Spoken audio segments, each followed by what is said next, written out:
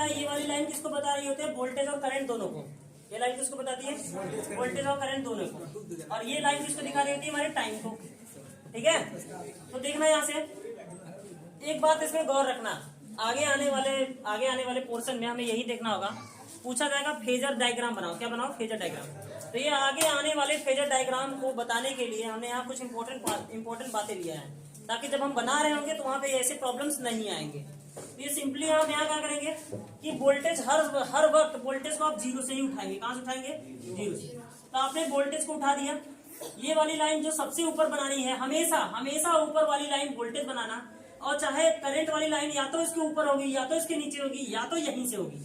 तो हमने सबसे पहले शुरुआत चित्र नंबर 1 में, डायग्राम नंबर 1 में हमने बात किया है कि वोल्टेज को ऊपर बनाया, डार्क वाले से वोल्टेज को बना रहा हूँ और डॉटेड वाले से को करंट से बना रहा हूँ। तो मैंने करंट को कहाँ रखा है, नीचे रखा है। लेकिन दोनों एक ही जगह से उठ रहे हैं, दोनों एक ही जगह से ये उठ रहे हैं। इसका मतलब दोनों का सेम फेज है। कैसा फेज है, सेम फेज। मतलब हम आई बराबर आराम से कह सकते हैं I maximum into sine omega T, ठीक है, प्लस 0। और आराम से मैं ये वोल्टेज के लिए भी कह सकता हूँ V बराबर V maximum sine omega T plus 0, because अब दोनों जीरो से ही उठ रहे हैं। इनके ये जो कोड है, इनके जो ये कला है, इसे इंग्लिश में फेज बोलते हैं। क्या बोलते हैं, फेज। फेज का मतलब कोड से होता है, कोड बोले तो एंगल से मतलब होता है। तो इनके दोनों एंगल कैसे हैं, सेम जगह से उठ रहे हैं, जीरो से उठ रहे हैं। तो ऐसा डायग्राम अगर कहीं बना हो, दोनों एक ही जगह से उठ रहे हो, तो उसे हम बोलते हैं सेम फेज। क्या बोलते हैं, तो इन दोनों को हम बोलेंगे सेम फेज, कि वोल्टेज और करंट कैसे हैं, सेम फेज में है।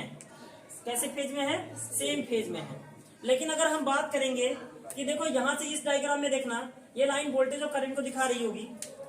मैंने एक बात बताया आपको पहले ही नोट पॉइंट में, कि वोल्टेज को आपको कहीं भी ऊपर नीचे नहीं लेना है, हमेशा जीरो से उठाना है वोल्टेज को। कहां से, वोल्टेज को हमेशा जीरो से उठाना है।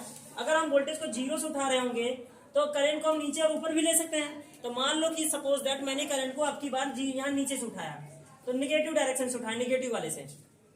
अब मैं करंट निगेटिव से उठा रहा हूं, तो मैं निगेटिव से उठाऊंगा तो हमेशा देखो इसका डायग्राम कैसे बनेगा।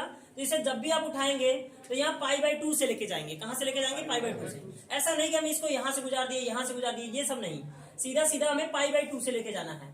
तो अगर हम π/2 से ले गए हैं, और अब की बार ये यहाँ पे एक बात और गौर करना कि ये वाला करंट का लाइन ऐसे वोल्टेज से बड़ा मत बना देना, ध्यान में रखना।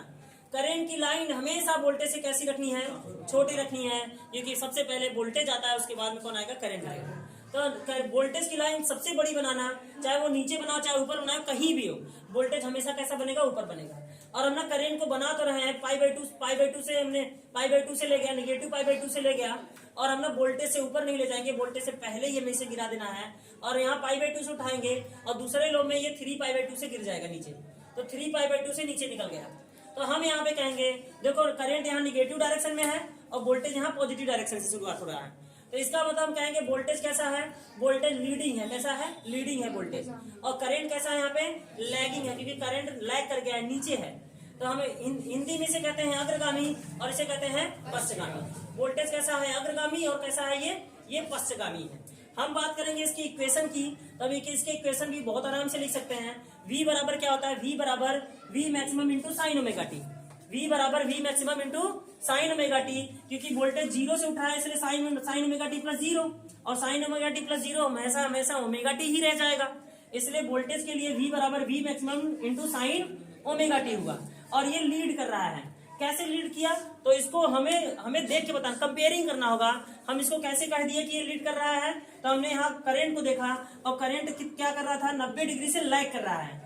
जब ये करंट लैग कर रहा है तो जाहिर सी बात है वोल्टेज क्या करेगा, लीड करेगा, क्योंकि दो चीजें ही होनी है, एक लैग कर रहा होगा तो दूसरा लीड कर रहा होगा। हम यहाँ बात करेंगे कि करंट लैग कर रहा है, कितने डिग्री से लैग कर रहा है, तो π/2 डिग्री से लैग कर रहा है। ये 90 डिग्री से क्या कर रहा है, लैग कर रहा है। तो I बराबर I maximum sine omega T minus π/2। तो हम इक्वेशन देख करके भी बता सकते हैं, अगर हमारे पास डायग्राम नहीं है फिर भी हम बता सकते हैं कि ये लीडिंग है, ये 0 डिग्री से क्या कर रहा है, लीड कर रहा है, और ये π/2 डिग्री से क्या कर रहा है, लैग कर रहा है। एक डायग्राम में और समझ सकते हैं हम कि मान लेते हैं कि अब की बार करंट क्या कर रहा है, करंट ऊपर है वोल्टेज के। कहाँ है, देखो वोल्टेज कहाँ है, नीचे है, और करंट कहाँ बना है, ऊपर बना है। इसका मतलब करंट क्या है, बता दो जल्दी से। तो करंट लीडिंग है और वोल्टेज क्या है, लैगिंग है। क्लियर है।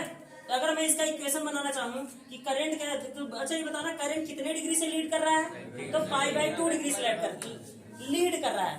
तो लैग कर रहा था तो घट रहा था, क्योंकि π/2 डिग्री घटा दिए थे। अगर लीड कर रहा है तो हम यहाँ पे क्या लिख सकते हैं, तो आराम से हम क्या लिख सकते हैं बताओ, तो हम I बराबर लिख सकते हैं।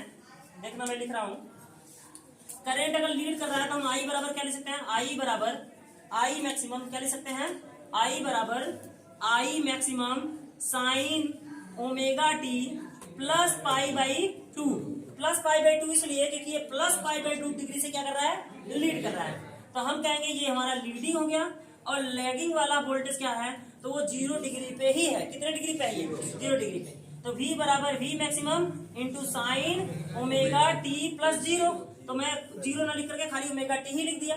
तो यहाँ से साफ साफ बताओ, क्या ये वोल्टेज से π/2 डिग्री करंट ज्यादा है, देख लो ना, π/2 डिग्री करंट ज्यादा है कि नहीं, किससे, वोल्टेज से। तो हम कहेंगे करंट यहाँ लीड कर रहा है और वोल्टेज यहाँ क्या कर रहा है, लैग कर रहा है। बात समझ में आ गया? बस ये पूरा नोट डाउन कर लीजिए अच्छे से। इसके बाद